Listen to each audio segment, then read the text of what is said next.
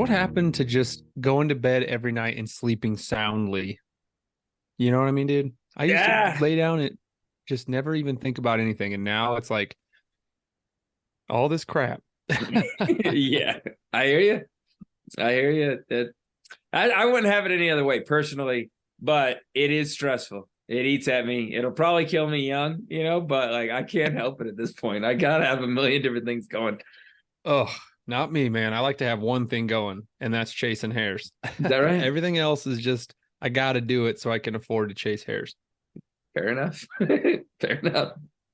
Got some stupid cold. You guys are going to be able to hear that. I've been trying to put off recording so that I can get rid of this cold, but I had to put Bryce. I had to kick the can down the road with Bryce from Deep and Lonely, Bryce Matthews, because I sound like a weird nasally freak. But couldn't put it off any longer. All mixed up has to ride, brother. Well, so what have you been up to, crazy man? Well, a little bit about it, a little bit of everything. Still holding tight to the hounds until we get a little bit of snow. I mean, I could get out there and try and chase some kitties around now, but I got these other things that are a whole lot of fun. The warmth holding out means my ducks have stayed longer. Generally, they're like long gone by now. But I get to chase them around and do some game bird hunting and focus on Dandy. And he's looking great, man. Yeah, he's doing good. We got into a whole bunch of Gamble's quail here recently. Took a little bit of a road trip. And got into a bunch of Gamble's quail, and we got 8 in one day, which is like really good for me, like personal, just with my own dogs in one day. We found a lot more than that, and I could have shot a lot more than that, but like, with swapping out the 3 dogs I had, that was pretty good. Dandy got his 2 points, like his 2 solo points, and I killed 2 on the first one and a single on the second one. And is he creeping? He is, but we're not quite there yet. I think if I lived in like a more bird-rich environment, I'd probably be a little bit further along. Like his training, I believe, his training is where it needs to be. But my problem is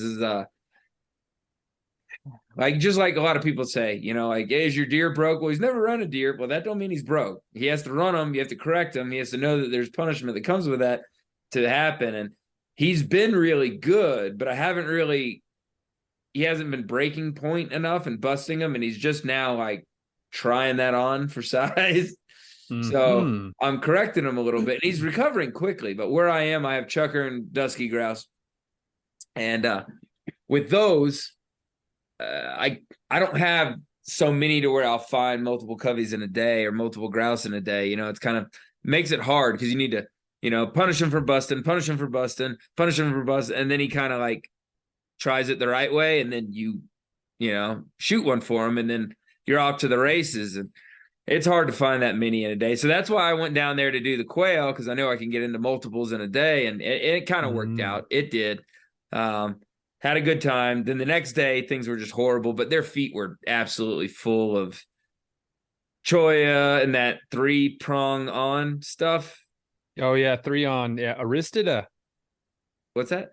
That's the genus. Oh, yep. Okay. Yeah. Well, whatever the heck that is, I hear, I'm not familiar with it. I just know that it gets in my dog's feet, and my buddies tell me it's bad. If I stick my fingers in there, it sounds like I'm rustling around paper with all the little. Oh, yeah. The little things. But I hear if they can bore their way in and cause abscesses, they don't travel like a foxtail or anything like that. They don't do anything seriously bad, but I hear they can work their way in and then abscess, and then they come out when the abscess drains, which none of that is life-threatening, but it's a pain for the dog. So the first night I went out and got, hey, you'll get a kick out of this. Because they attach to the hairs, Yeah. And then kind of work their way in. So I got an idea about going and getting a like a beard trimmer or something and shaving all the hair out the insides of their paws, And I couldn't find. That's not one. A bad idea. Yeah, so I couldn't find one. So I got like I was just dead set on making this happen. So I got one of those like manscaping trimmers. I was just gonna say that, dude. To keep from like nipping their soft skin and their webbing, Indeed, so, you don't want to nip that soft skin, dude.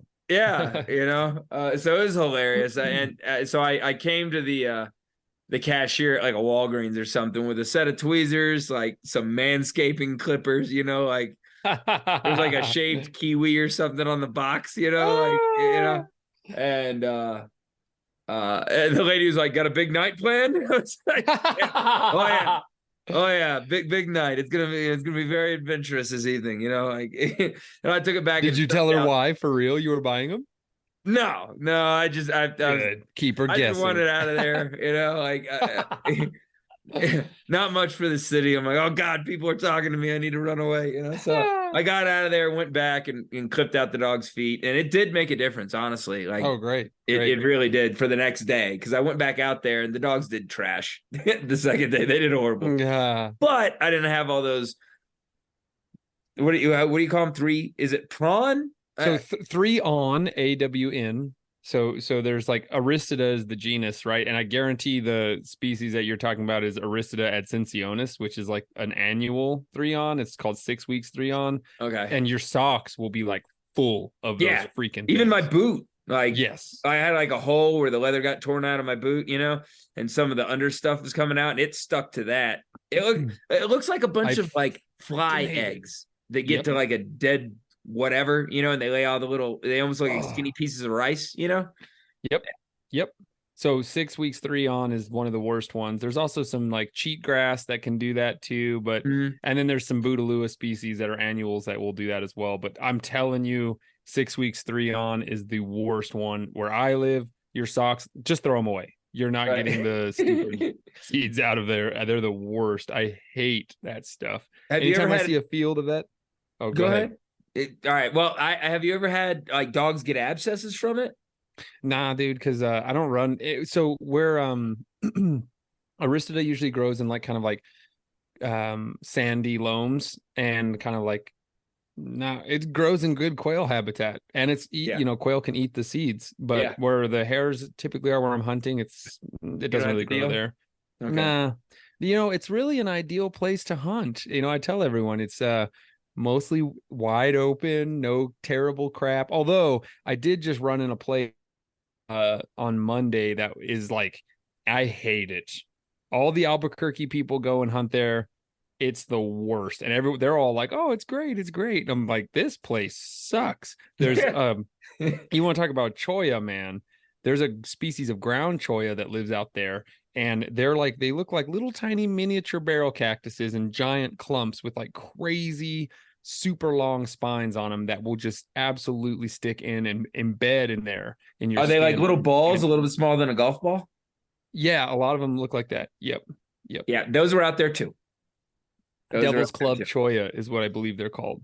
Yeah. And they are awful and everywhere, and tons of low prickly pears that are just like super tiny. Yeah. My dogs look like pin cushions. When we were done hunting that day, I freaking had to sit down with tweezers and pull out dozens of spines from Comet and Strider's legs.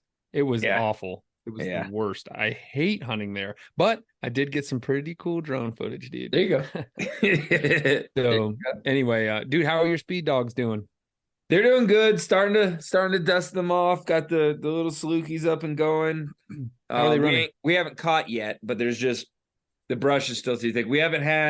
It's gotten down way past freezing. We've been in the 20s already, but we haven't had any moisture tied in with it. So all the tumbleweed, all the pigweed, all that stuff, the mustard, all of it's still standing really tall. We need a little bit of snow and a little bit of moisture, and all that'll lay down.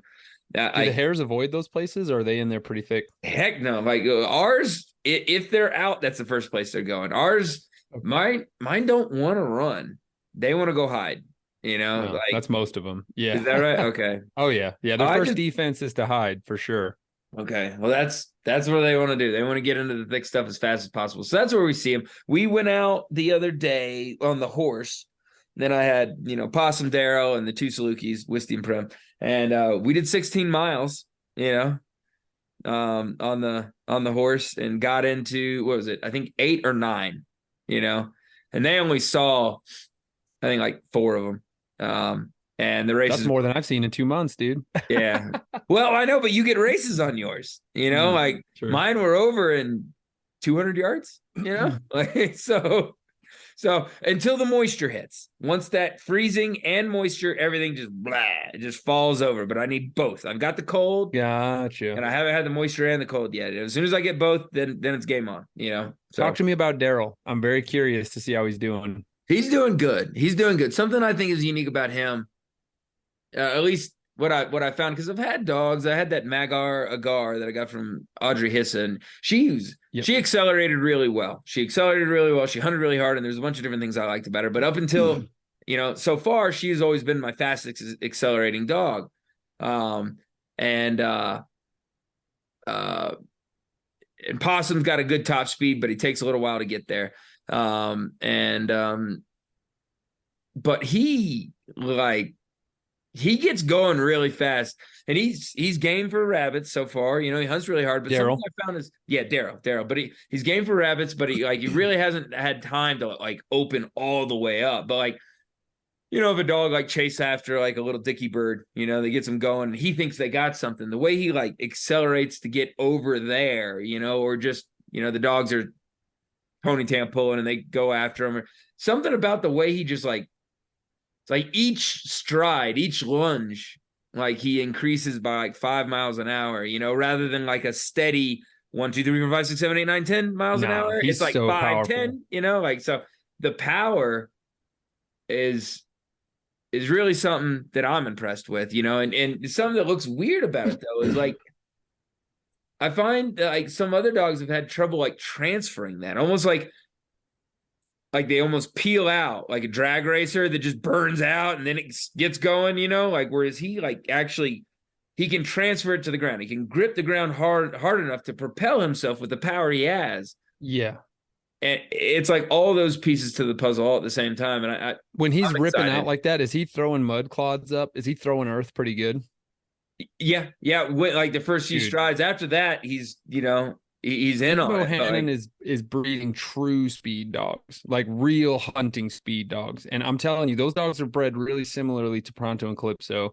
Mm-hmm. He is going to be a beast, dude. And then when those suckers can just blow up on a rabbit, dude. I sent you some drone footage and patrons. You guys know exactly what I'm talking about. And stay tuned, everybody else. That's coming to YouTube a little later. Our patrons get first access to a lot of this stuff. But me and Chad are going to be breaking down some of these races. But Pronto and Calypso, they're almost 7, and they are still monsters. And like you were talking about, the way they can just rip up on one, especially my female Calypso, it's just crazy, man. And there's just such a difference between, in my opinion, there's such a difference between a hot blood and a hunting speed dog, that has been bred just for hunting. The way they can read the rabbit,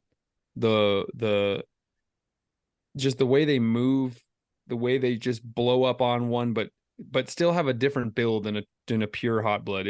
Which is a racetrack greyhound, everybody. It's just crazy. And yeah, when I'm sitting here grinning when you're talking about how Daryl can just rip up the ground. And the problem is that the same reason he's beating the ground so hard to get going, that is how he's going to hurt his feet. And so keep him away from the rocks. That's all I'm trying. I'm trying. I put him in my rabbit pen when he was young, and he spent a lot of time running around in there where it's sage, waist high sage. And if he ever gets a lot of speed, he's just going to wipe out and clothesline himself into the brush. So I tried doing as much, and there's a lot of prickly pear cactus in there so that he could learn that, hurts. Don't do that. It hurts, and he just spent a lot of time there, and hopefully he took some of that, and learned from it. Yeah, but we'll see. He did do really well, following behind the horse for 16 miles, though. I mean, there's some side hounds that can't even walk that far, The fact that he kept up and still chased each time he was able, and loaded up when he was done and everything. That's what I was excited. I wasn't sure. I was thinking I was going to have to turn back early, maybe specifically because of him. I was thinking he might have burned out a little bit faster than the 2 Salukis that I got, and then Possum, who's part Saluki, but no, he he hung in there, man. He did good. He was a little sorry the next day, but Oh, to sure. be honest, Sure. because I'm just kind of knocking the dust off, So yeah, Well, I'm excited. You're smart to take them to places where the races are short. It's way better to leg them up and get them conditioned on just like tons of little short races like that. Keep their excitement up, keep them blowing up on a rabbit. He's primarily greyhound with a touch of Saluki, right? I believe. Yeah. If he's bred close to Pronto and Calypso. That's how they are. They're like 80-20. So okay. Yeah, I know he's 5'8" yeah. Hot blood. I know that. That I know. Oh yeah, he's got a lot of hot so. in there. Yeah. And oh dude, he's gonna rip up on a rabbit. Oh my god. yeah. So and like that's what I'm trying. Like that's the bonus of some of these short races. Is you can get into it a few times and they never really get outran. They're unsighted. They lose it. Unsighted. Yep. So and that does it. I don't think that breaks a dog. I really don't. I think they could get unsighted again and again and again and again and again. And if anything, it might build drive, but I just don't think it hurts them like getting it behind one and just watch it, dust them, watch it outrun them. And I think that could break them down a little bit. And not that it's going to ruin a good dog or even an average dog. Just like if you're measuring, like what way, I'm like, I think I'm doing all right. It sucks for me though, because I like to see longer races. It sucks when you get out there and you put an hour or 2 or 3 into it. Oh, and you got like two 200-yard races out of it. It's breaking me down. How about that? The dogs are doing great. I'm getting a little disheartened. It makes me sick. All my coursers out there know exactly what you're talking about. One time, me and Justin were hunting, dude, and it took us 3 hours to find this hare. He comes up, and Pronto and Calypso swarmed him and had him caught in like 15 seconds. And I almost threw up. Like, it's just like all this time, and that idiot made one mistake, and they swarmed him. They had him, dude. And I mean, it's like they did great. The dogs did exactly what they're supposed to, but it just made me want to puke. Like, it just sucks. It's the worst feeling ever. And another one is like you jump a subadult and they just mow him down. You're like, oh man, I wish he could have grown up and been rock hard later. You know what I mean? Yep. Dude, I've changed the game. I got this drone that I'm following the races with. So when I walk, I'm able to watch. Everybody knows that when I'm hunting on private land, I can take my buggy, but there's a lot of places I hunt where I have to walk and I can't get any of that good footage because I'm walking, you know what I mean? But now that I got this drone, so I sent you that footage, dude. What did you think of that? Oh, it was awesome. That's incredible. I want to get involved in that. I'd like to see all of it. I'd like to wear the little goggles.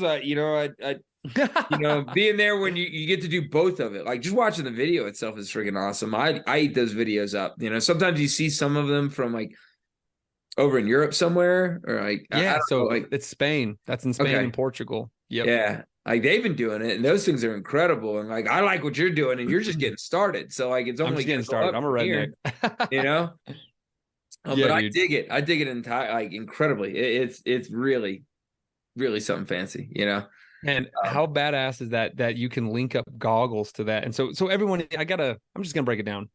I got an FPV drone. It's first person view. So the problem with it is like everyone's attempted it and everyone's like, you can't do it. It can't work. And I'm like, yes, it can. It's just going to be a little inconvenient.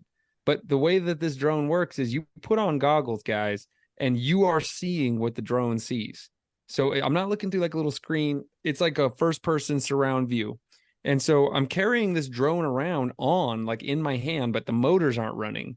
And I'm just walking with this thing, waiting for a rabbit to come up. And as soon as he comes up, I set it on the ground, I start the motors, and I get it up in the air. And it usually takes me about 6 seconds.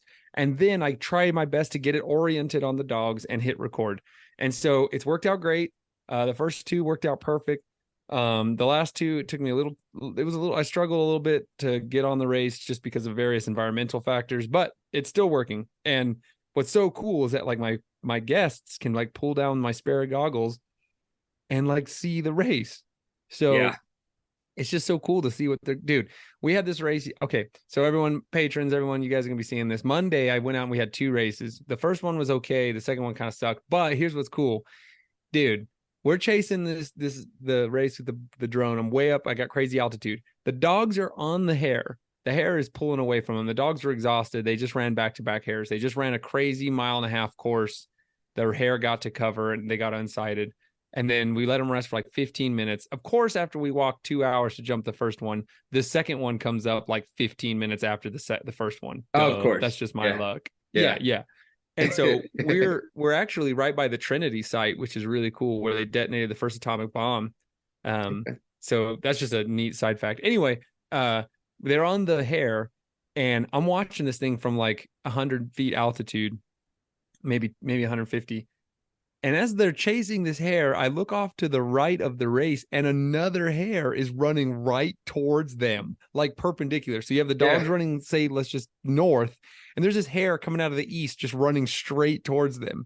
And it slams on the brakes right beside them, lays down. The dogs don't see it, pass it at full speed, and then it runs behind them and like keeps going perpendicular. I didn't notice that. Is that in the videos you said? No, it's in a different video. Yeah. So I'll be showing that to you. And so I was like, man, like, what is that stupid thing? Like, why did he have to go right then? He's like, I gotta go right now. And just like took off running towards the dogs. Why did he just stay hidden? I don't know. Is it that deer thing where they need the other side of the road, like right before the truck gets there? Like right now. Yeah. It was so funny. As I was chasing the dogs, I was like, another rabbit just got up, and I'm like, what the heck? It's running right towards the dogs. And then it laid down. And then I was like, holy crap. So this other hare, the one they were pursuing, was on a dirt road, and it got way ahead of the dogs, right? And so it was going to get away 100%. The dogs were exhausted. They were losing ground. I said, you know what? Screw this. I want to get some crazy footage of this rabbit.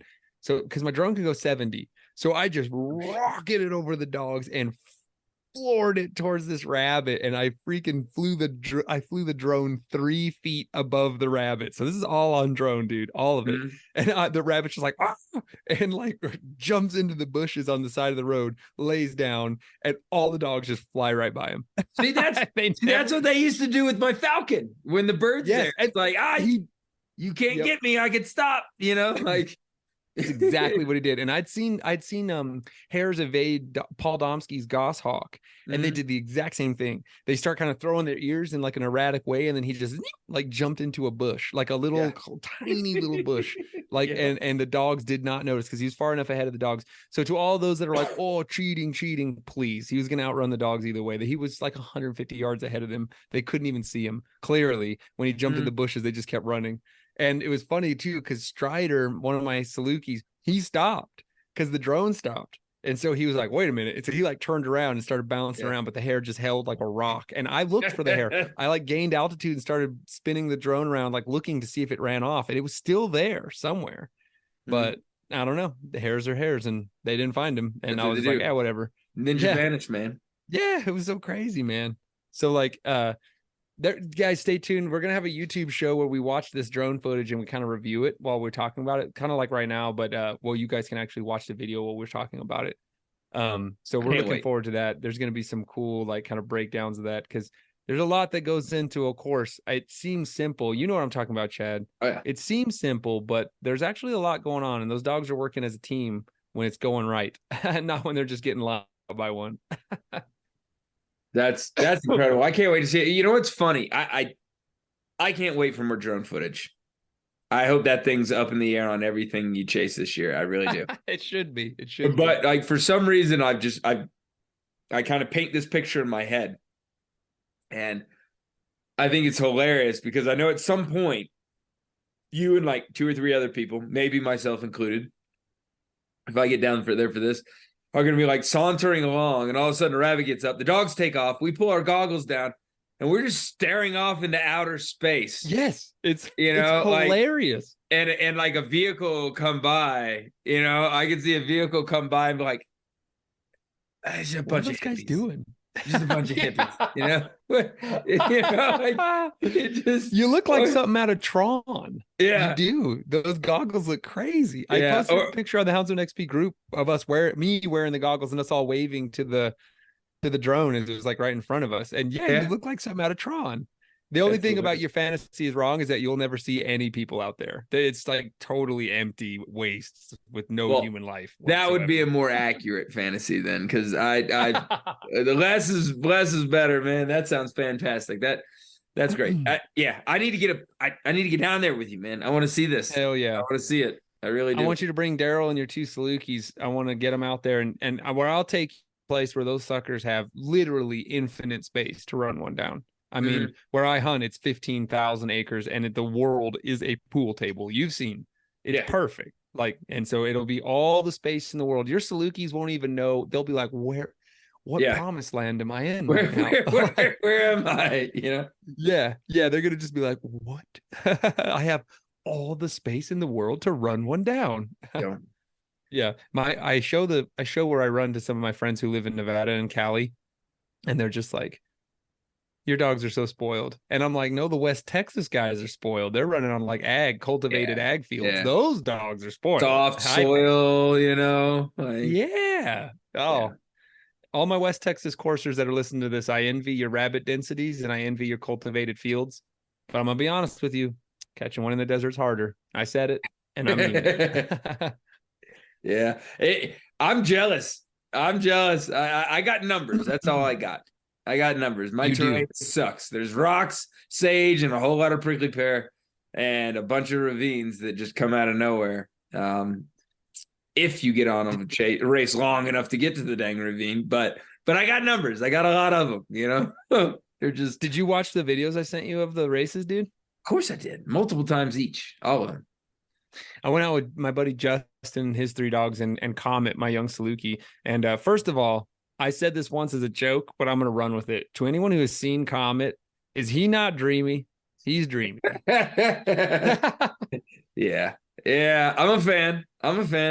You know, anyone that runs their dogs as much as you do, man. I mean, they either break and go away, you know, like stay at the house, find themselves a couch or something like that, or they're awesome, you know, like they don't, it comes naturally. And then, you know, you got yours from good genetics to begin with and then ran the hell out of them. So yeah, they're all specimens, man, you know. I really like that sucker. The irony is my other Saluki's name is Strider, but Comet has this like huge wide open gait. He's got a really flexible back, and he's just like when he runs, I mean, he's like fully horizontal with the ground, like parallel to the ground when he's in full extension. And the way he just gallops, sometimes he makes me want to see. Here's the thing, like between the drone and the buggy, I see my dogs run 98% of their chases start to finish, which is like actually quite rare in the coursing world. It is. And so like I get this really intense, deep data set, and I keep track of all this with those books I was showing you. And like Comet makes me sometimes want to like put my fist in a meat grinder from frustration, because like sometimes, man, this is his thing. If he sees speed dogs up ahead of him, like Daryl, Pronto, Eclipso, he's just like, do. Like, I'm happy to just gallop around back here. Doesn't even look like he's trying. He's just like, da. Like, I'm just going to let them whoop the rabbit down for me. But every time I will give him this, when the race gets hard, and I mean hard, rock hard rabbit status, that sucker always comes up and passes everybody and grinds that rabbit to death. This is Comet, you're saying? Yeah, Comet. Yeah, dude. He's a huge air dog, dude. I got a video of him. I think I've shown it to you, where he 4:01, 4 minutes, 1 second.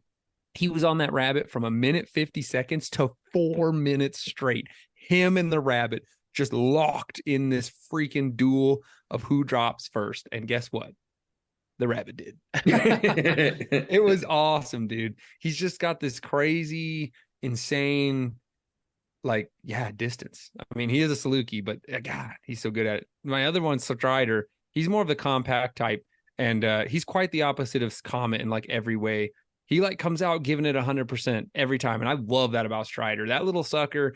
See, the thing that kind of annoys me about Comet is even when those races get tough like that, he's like, it's like he's playing chess with the rabbit. He kind of he's like waiting for the right time to strike. He'll just grind the rabbit down until it's exhausted, and then when it tries to make a mistake, he'll like capitalize and dart on it if he can. But what I love about Strider is he doesn't waste all that time. He like makes it happen. He's like blasting on the rabbit so hard that he like forces the rabbit to make a mistake. He's not like waiting for it to happen. He makes it happen. Okay. And so like I really like that about Strider. You open that gate, he jumps out of that box, and he is freaking blasting on that rabbit like a hot blood. I mean, he is you can see it. He's 42 pounds. He's not very big.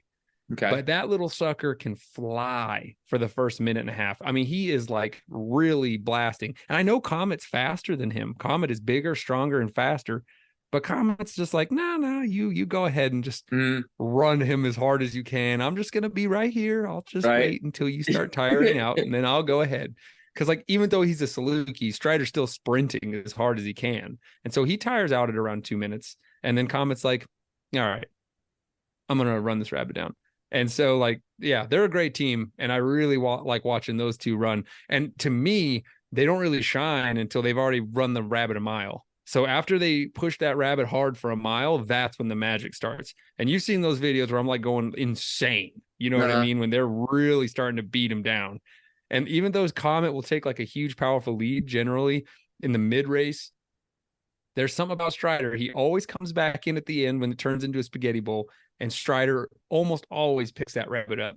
He's got a crazy gravity mouth. Anyway, I really wanted to. I really wanted to lay everybody down with some like background of my dogs, because you're about to be seeing a lot more of them, everybody, from a video from the air, and so you're gonna get a little perspective of kind of like how they do. And obviously, Pronto and Calypso are my babies. I love my Salukis because I can hunt the tar out of them, and you'll love that too, dude. Those dogs, they may not have as high a percentage. If you had a pack of Darryls, like if you had 3 Darryls, they're gonna kill more rabbits for sure. Percentage wise, but they're going to be busted for a large part of the season too, though. They won't catch more rabbits in total. Comet and Strider didn't have as deadly as a percentage as Pronto and Calypso, but they caught more rabbits because I was running them like 3 days a week, and not little chintzy BS races. I'm talking like multiple mile races 3 times a week. You know what I mean? I chased a 3-minute rabbit, which was a mile and a half. Caught it, rested him for 45 minutes, walked him another 19-20 minutes, jumped another rabbit, 2 minutes, 53-second race, caught him. I mean, like, dude, you can't do that with speed dogs very easily. I mean, it was cool. I was pumped. I really dug that race you had where it was Pronto and I think your 2 Salukis, you know? Yeah, dude. Yeah. The king. The king. That was nice. He's leading it and cutting the corners. They were still working to keep up with him, man. He was burning.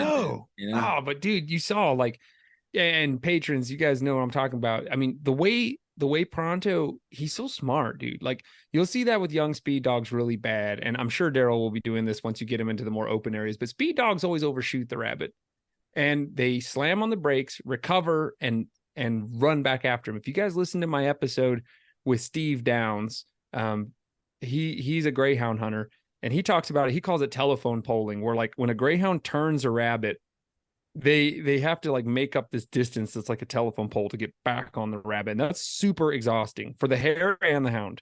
And so Pronto, dude, he's 7 almost, dude. He's over that. He doesn't telephone pole anymore. I love how when he screamed up on the rabbit and turned it, he just like weaves through it. He just weaves that turn. You know what I mean? He doesn't slam on the brakes and try to recover. He just weaves through that turn, makes a big banking left, and takes another shot on it, and then misses if he does and comes through the right, weaves through gently on the right, and then just gets right back on the hare, fencing it. Because those Salukis are right there. I mean, they're right behind the hare, cranking on it from behind. But they just don't have that extra touch of horsepower that Pronto has, where he can just like overwhelm the hare. You know what I mean? So in that video, it was just magic watching that technique, him just weaving through that sucker, you know, and just dominating him, really. Yeah. I mean, and when we have the video, you guys can see, this was a short course. Pronto just smoked this rabbit. It kind of made it look easy, though, you know? Yeah, like he did, dude. Yeah. I watched that video like 100 times, and I just, Pronto is the best, dude. He's still the king of the prairie, man. He's still the king. I think the video is called The King Grabs One. Yeah, it is. It is. But anyway, man, yeah, I'm just I'm blabbering hardcore, man. You got to cut me off when I get talking about those suckers. I just love them. And you guys are going to love the footage. I'm going to stop. You know what app I use on my phone more than any other app besides the podcast app to listen to this here podcast? I use OnX. OnX Maps is the most comprehensive mapping system for hunters on the market today. I use it all the time. When I was in New Mexico, I was looking at 40,000 acres of ranch that I needed to learn. I flip open OnX and just start studying the map. When I'm riding trails, I put the tracking app on. It helps me get around in strange country. I could mark water sources, food sources, bear sign, just all kinds of options within OnX. You need to check out OnX Maps by going to houndsmanxp.com. Click on the link on our sponsor page. You'll go right to OnX Maps, and when you check out, enter the code HXP20 and you will get 20% off of your order. Know where you stand with OnX. Yeah. But anyway, yeah. What are you looking forward to so much this winter? What are you looking forward to? Because I'm looking forward to more drone footage. Really, that's it.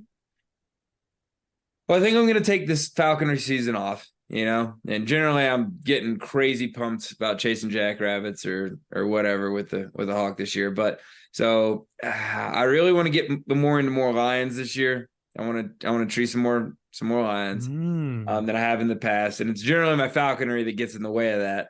So now that that's not going to be in the way, that's fine. So I live in lion country, so I want to go more after work, and then maybe take longer game bird hunts on the weekends, maybe travel just a little bit, and get into that. That's really what it is. I got my hounds are peaked, to be honest. Like next year, the age is going to start wearing in. I'm like, my pack should be in peak form this year. Like just nice. As much wisdom and experience as a hound can get without aging too much, like. How old are they? I got some young females that are young, but like my maid dogs, I think they're peaking out at like, I think my oldest one might be touching 8, Oh, wow. Yeah, that would be way too old for my world. Our world, really. You're a speed dog guy too. Yeah. But like the bulk of the pack is in that 6 to 7 mark, and with the endurance plotting, like efficient ways of moving over the country, like they may not have the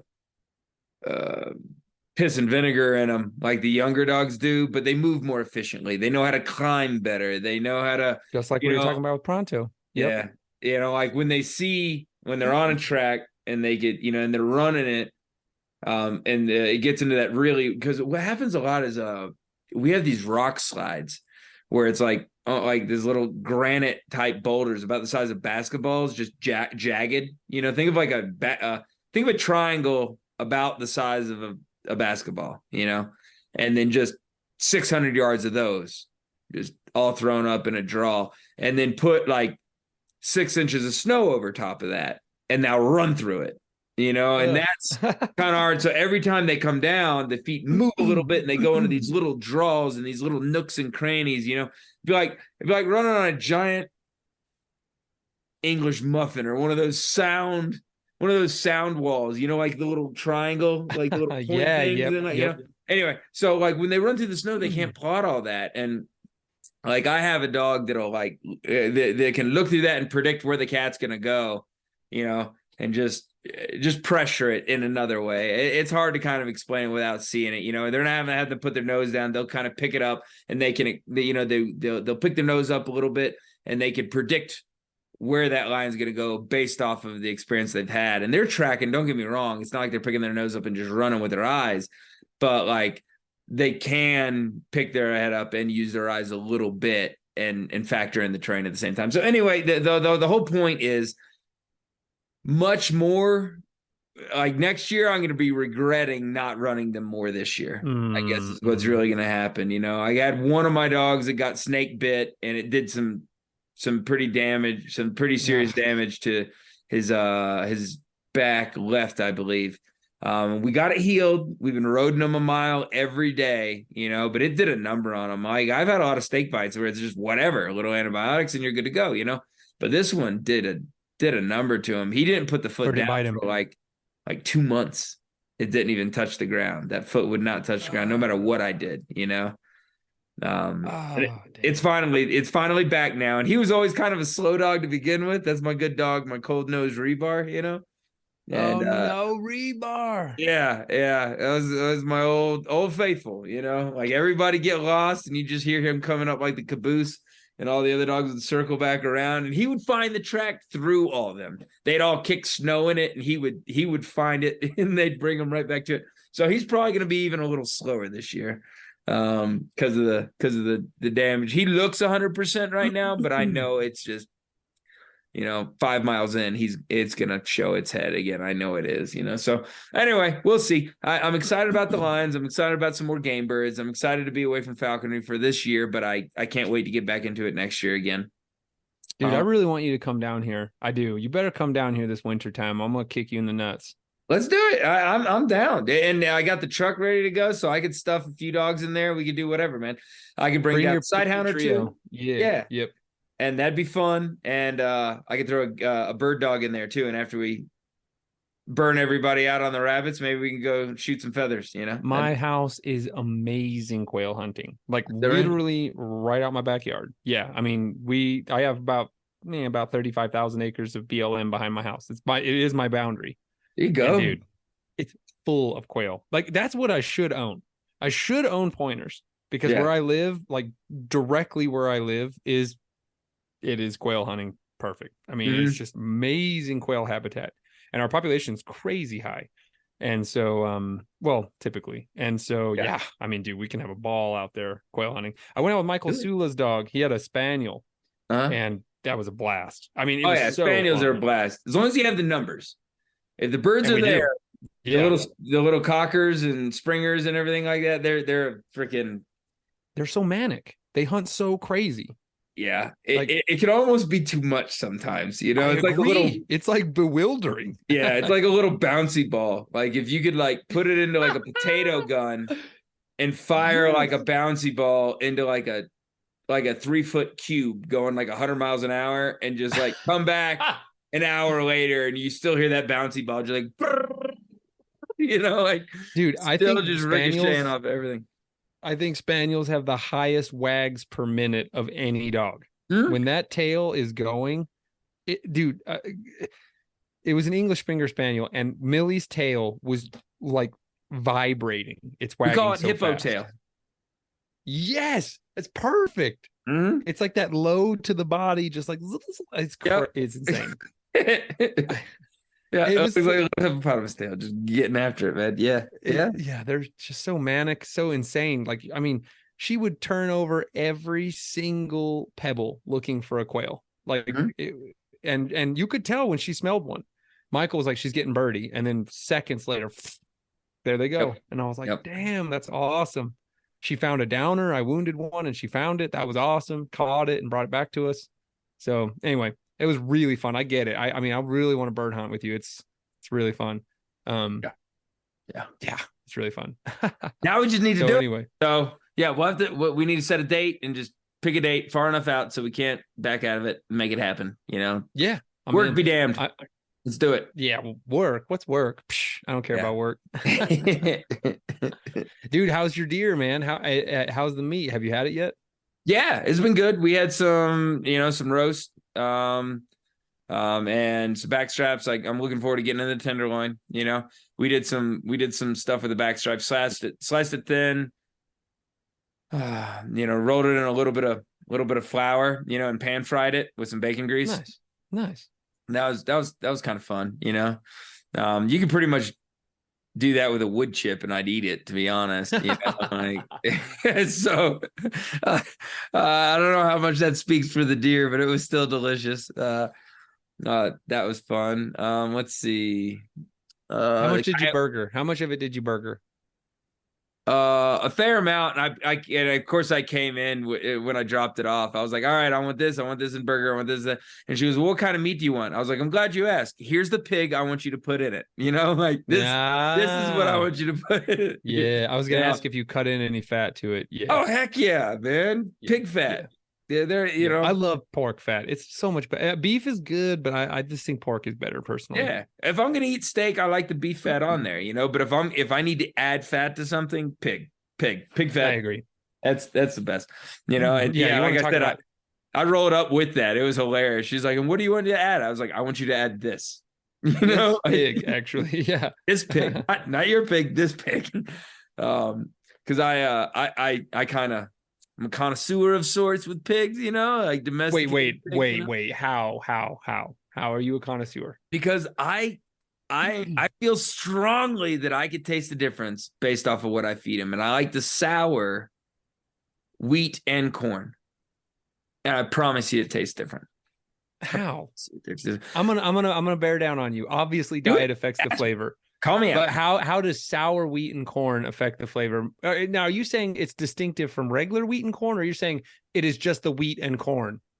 No, I think the sour wheat and corn plays into it. Yeah. I got a skeptical look. Let me hear it. It's all right. Skeptical look. Let me break it down for you. 1, do you enjoy a beverage? I do. A beverage at the end of the evening? Would it affect your happiness, would you say? Like you're what? Well, I get my pigs drunk, Seth Hall, Hey, you're getting them fat. Yeah. And a drunk pig is a delicious pig. And my pigs, they're drinking with batch, man. Like I'm serious. That's awesome. That is awesome. Where are you getting all this sour corn and wheat from? Are you souring it yourself? Mm-hmm. Yeah, that's right.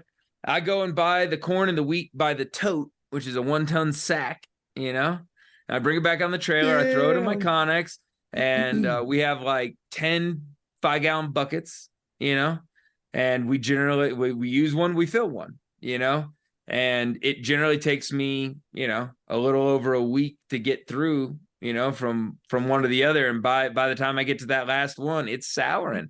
Under certain circumstances, I have to add a little bit, like maybe some yeast or something like that to help ferment. But I think it makes a difference. And what got me going on it is I used to go to the donut shops and kolache places and everything like that and get all the donuts to fatten up pigs, as free feed. And then I started slaughtering those, and I know it tasted bad. It tasted sweet. The hogs I fed out on donuts, and now don't get me wrong, they ain't eating anything else. And then some donuts, no, they're eating straight donuts, those did not Dude, taste. I want to be one of your pigs. Damn. Right. Oh yeah. Yeah. Yeah. That tastes different. Dogs that eat that sweet bread. I mean, hogs that eat that sweet bread. They don't taste as good. Now I imagine there's, that's a personal preference. But the meat tastes sweet. Pigs should not be sweet, period. Not to me. But yeah. So a little bit of sour corn, a little bit of sour wheat, well, not a little bit, a whole lot of it. And then at the same time, I feed protein. I was going to ask if you feed your pigs meat. A lot of meat, like a lot of meat. Like a lot like downer slaughter meat, like from the slaughterhouses and stuff, or what? No, we kill enough here. Yeah, gotcha. we kill enough coots around here. Coots, that's right, coots. Yeah, that's right. So in order to stay legal, you pick the parts you like, and after that comes out of there, then they are all good. And I shoot non-tox, so I just throw it in there, man. Yeah, Business, steel, it comes out the way it goes in, just fine. So if we shoot geese, they get the carcasses. We shoot this, that, the chickens. I got some neighbors that go through a lot of chickens, and anything that they, any scraps of that, they get the coots, teals, mallards. Man, they eat a lot. They know how to process. Now, do the pigs eat feathers and all? Do they eat everything? When they're young, pretty much. And I used to be worried about obstructions, like some kind of they're professional eaters. That's what pigs do. That's their superpower. They turn something living, doesn't matter what it was. If it was alive at one point, so I'm talking grass clippings, like sticks, like whatever. If it was alive at one point, their superpower is they turn that crap into bacon. That's their superpower. If it was alive, they will make it bacon, So yeah, that's it. Sour corn, sour wheat, and a lot of protein, man. And I've had a lot of people. I've had some pro barbecuers, people that's their hobby. That's what they do. They go to work, they come back, they experiment on their little pit grills and this and that and everything. And I thought I had something special going on, and I selected some nice cuts and let them go take it back and try it on their own time. Don't try it here when you're going to tell me what I want to hear or anything. Take it home and mess with it. And they can tell a difference too. They're about it. Look, all right. Well, next time I come to your house, we're going to slaughter a pig because damn, that sounds amazing. Pick a freezer. I got 2 full with nothing but pig, man. 2 of them. I love pork. It's my favorite red meat without question. I slaughter and butcher all my own game. I hunt and butcher all my own game start to finish. And sometimes I leave it straight up. And so I killed a big buck last year, and this is going to be sacrilegious, you guys, but hear me out before you go freaking out. But all the back straps, I just ran them through a cube steak machine and turned them into like chicken fried steak meat. Yeah, that's fine. And the reason I did that is because I also killed an oryx this year, and I have like 500 pounds of meat in my freezer. So I was like, you know what? I love ground meat. I ground that whole deer up. I left almost no muscle cuts. I just ground him entirely into burger or to what we call in Spanish milanesa, which is like chicken fried steak meat, basically. Okay. And you just tenderize it, put it through the little. Yeah, dude, I got a cube steak machine. It's got those rollers that have like the teeth on it. Yeah. And then you just like roll it. You put a steak through it like a paper shredder, and it just like goes through it and comes out perfect. Anyway, guys, get one of those machines. They're cheap. LEM sells them, the brand LEM, and man, they make my grinder so effective. Yeah, and get a good grinder, you guys. Just spend the money and don't get a crappy one. I had a little one. All right, I had one it was from the brand Breko, Breko, and that thing went through a lot of animals. I did it's a 1 horsepower grinder for quote unquote light, sometimes medium duty. I did a whole cow once through that thing. I mean, it was like hot, like smoking hot, but it worked, and I used it for a long time. But I got a better one. I got a carnivore, and man, dude, I mean, I can destroy. I went through a whole elk in that thing, no problem. It was fine. It was like totally fine. And so get one of those. Ones are awesome. Anyway, yeah, so I turned that whole deer into burger, and man, I just love burger. I left some of the burger just straight deer because sometimes I think it's gonna sound kind of elitist of me, but I don't like hiding from the taste of game. Like, I get annoyed when I eat a lot of game. It's like pretty much all I eat. And people are like, what is it? Does it gamey? I'm like, yeah, it's a deer. Like, it tastes like a deer. Yes, it's gamey. Like, why are we hiding from that? That's what meat tastes like. This is meat, man. This is real meat. Like, I mean, don't get me wrong. Sour corn and donuts is pretty badass too. But no donuts. No donuts. No donuts. 3 months without donuts. It's very important. Just only fattening with coots and beer and that's right. That's right. I don't know. I get kind of annoyed with that. I do. I get so tired of it. Is it gamey? I'm like, yeah, it is gamey. It's a freaking wild animal. What do you expect? So, but anyway, the deer is, I like a strong old deer like that. I do. I think it reminds me of like what real meat tastes like. Irony, almost like musky sometimes. And I'm not a new butcher. Like, I don't let any of those oils get into my meat or anything like that. That's super important with those old rutting bucks like that. But I don't know, like, some people think Barbary sheep or aoudad are like totally inedible, and that's not true at all. Like, I've eaten rams that are just, like old, worn out rams, and they're fine. Little secret, and then I'm going to let it go. If you got to feed squeamish people, folks, get a crock pot or an Instapot. Garlic, onions, a strong brisket sauce of any kind, a smoky, liquid smoky brisket sauce, mix it all in there, turn that bad boy on, submerge it with water, the drill, put some oil in there, turn that thing on for 8 hours, come back on low. You could put your nasty ass Chad boots in there and they would come out delicious in that crock pot, dude. So Yes. Yeah. 100%. We should eat a coot, the whole thing. I think we should pluck a coot, gut the coot, and then we should like roast the whole coot and eat it. I think we should do that. I'm going to challenge you right now on national radio. Yeah, I'm down. I got no problem. They're always coming and going, man.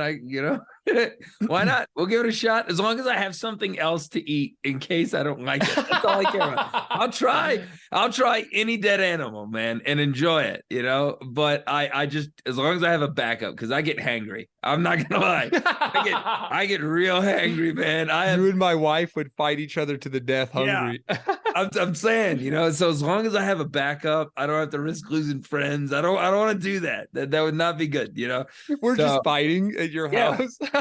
It just I get nasty. So we'll have something else, and then we get like you said, skin on coot. Yeah, that sounds fancy, man. That we need to have like a Chad Reynolds spread. We need to have like your pork, your deer, a coot, and like and a prairie dog. Yes. I ate a badger. We recently ate a badger. Yeah. We hit it with the truck by accident, obviously. And we're like, let's give him a shot. Guys, badgers are not that good. They're not very meaty. It's official. And they taste kind of like they smell like ass. Yeah. Well, all they do is eat prairie dogs. So and now you're going to go right to the source. A coot, a prairie dog, some pork, and deer. We got game birds too, man. Oh yeah, and some game birds. Duh. I got sage grouse, Huns, sharptail, chucker, and Gamble's quail in the freezer, man. I got all kinds. Of all those, what's the best and what's the worst? How many times do you hound doggers catch yourself thinking about an awesome hunt you had, or retelling this great story with family and friends around the dinner table, and all you have to remember that moment is some terrible cell phone picture, or worse, no picture at all? Well, Houndsman XP is partnered with Rough Cut Company to help solve your problem and make beautiful pieces of art to remember for all time your experiences in the field. Rough Cut Company is an American-owned and American-made business in Wisconsin that specializes in custom, unique photo engravings on hardwood that are framed to any picture you want. They also do customizable antler dog chews and even beautiful, unique antler rings from their own red deer in Wisconsin. Rough Cut Company can do pretty much anything you ask. Their customer service is second to none. Give them a look at roughcutcompany.com, and when you check out, make sure you check out with HXP 10% off to get a discount on your final purchase. Check them out, you guys, and support people that support houndsmen and help keep us in the field and remembering those times forever. I'm still learning them. I'll be honest. Here's some truth. Here's some truth. I'm a little late to the game with the game bird. I've been killing them for a while, but I haven't really been putting that much time into eating them. Well, because you have pigs. I do have pigs, and I love bacon. So honestly, I have different ways I like to eat them, but I'm still learning. I don't feel experienced enough to give a strong opinion on that. Now go back to pig. Passes in session. I got some opinions on that. I'll argue with people on it.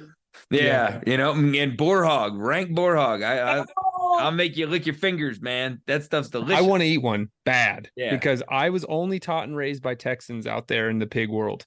They're spoiled for choice. They don't want to shoot them because they're too heavy to take back to the truck. Them things are delicious. Shots fired by Chad, man. Talk to boy, man. We'll drag them things back with the horse and make them delicious. I promise. So what's the secret? Or are we not going to let it out? No, it's fine. Wash them. Wash them.